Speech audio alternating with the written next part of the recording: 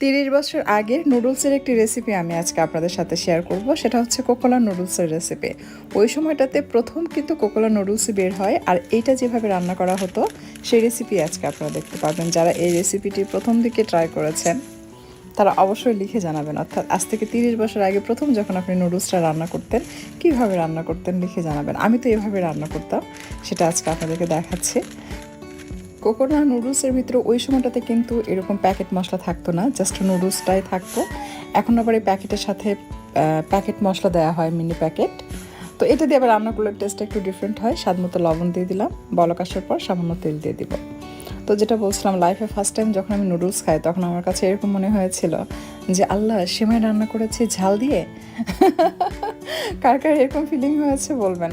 তারপরে না জানলাম যে না, আসলে নুডলসটা ঝাল দিয়ে রান্না করে খেতে হয়, জাস্ট পেঁয়াজ, কাঁচামরিচ আর ডিম দিয়ে। ওইটাই ছিল অথেন্টিক রেসিপি। এখন সময়ের সাথে সাথে কিন্তু নুডলস এক একজন এক একভাবে রান্না করেন। ওই সময়টাতে যারা রান্না করেছেন তারা হয়তো জানবেন যে শুরুর দিকে কিন্তু জাস্ট পেঁয়াজ, কাঁচামরিচ, ডিম দিয়ে রান্না করা হতো। তারপর এটাকে একটু ডিফারেন্টভাবে, মানে স্বাদটাকে একটু ইনক্রিজ করার জন্য সবজি মিক্স করা হতো, হয়তো আলু বা সিম অথবা বরবটি, তাতে করে টেস্টটাও ভালো আসতো।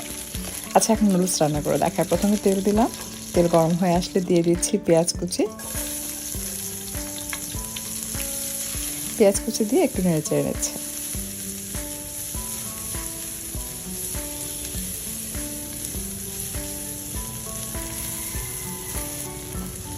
এরপর দিয়ে দিচ্ছি কাঁচামরিচ কুচিটা একটু বেশি দিবেন, কারণ হচ্ছে নুডলস কিন্তু যদি একটু ঝাল লবণ ঠিকঠাক মতো না হয় তাহলে কিন্তু ভালো লাগে না।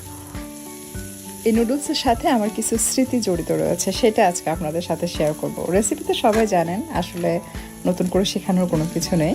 তো আজকে আপনাদেরকে গল্প শোনাই। আমার ছোট যে, ওর নাম হচ্ছে ফাতেমা, মানে আমার মেজ বোন যেটা। তো ওর বিয়ে ঠিক হয়েছে, বিয়ে পড়াতে আসবে। তো প্রায় 200-300 লোক হবে আসবে, মানে আমাদের নিজেদের আত্মীয় স্বজন, তাদের শ্বশুরবাড়ি থেকে আসবে আত্মীয় স্বজন মিলে আপনার 200-300 বা তার থেকে বেশিও হতে পারে, জাস্ট আমার খেয়াল নেই, আজ থেকে অনেক বছর আগের কথা। তো ওই সময়টাতে নাস্তা আইটেম হিসেবে বেশ কিছু আইটেমের কথা মা বলছিলেন যে কী কী রাখা যায়। তো আমি চয়েস দিয়েছিলাম দুইটা, সেটা হচ্ছে বম্বে টোস্ট, ওইটাও আমি করেছিলাম, আর নুডলস। আর পাশাপাশি অন্যান্য খাবারও ছিল, যেমন কলা, মিষ্টি, লাড্ডু, বিস্কুট, চানাচুর, এগুলো ছিল। তো মা বলছিলেন যে এত মানুষের নুডলসকে রান্না করবে আর এত নুডলস কোথায় পাবে। তো সেখানে একটা চিন্তা করলাম যে আচ্ছা, এতগুলো মানুষের নুডলস রান্না হবে, রান্না তো অনেক হবে, আর শুধু নুডলস রান্না করলে তো পোষাবে না।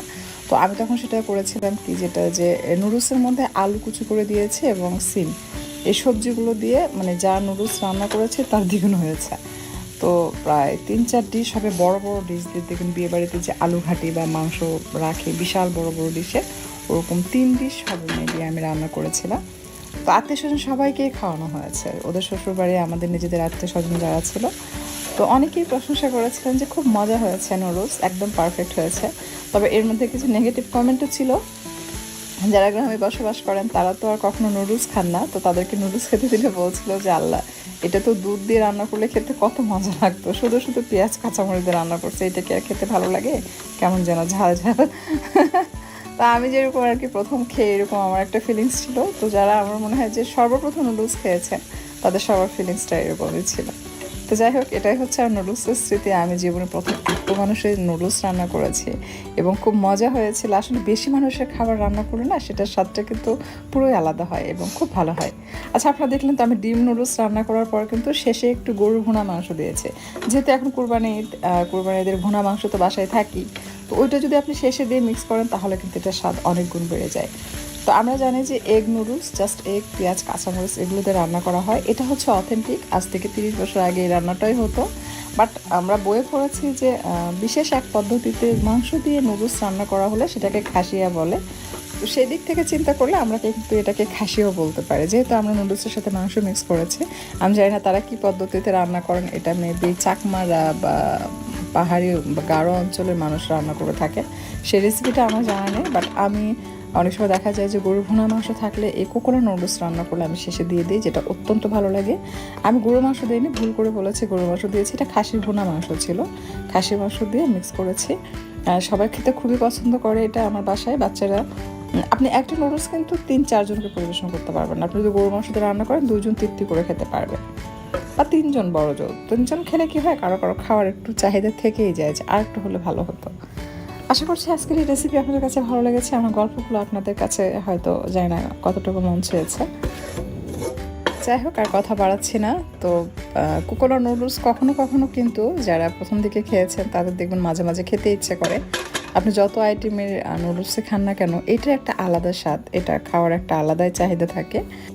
কয়েকদিন আগে আমার ছেলে নিয়ে এসছে কোকোনা নুডলস, বলছে আম্মু আমার কোকোনা নুডলস খেতে ইচ্ছে করছে, তুমি এটা জাস্ট পেঁয়াজ কাঁচামরিচ ডিম দিয়ে রান্না করে দাও, তুমি যেভাবে রান্না করো।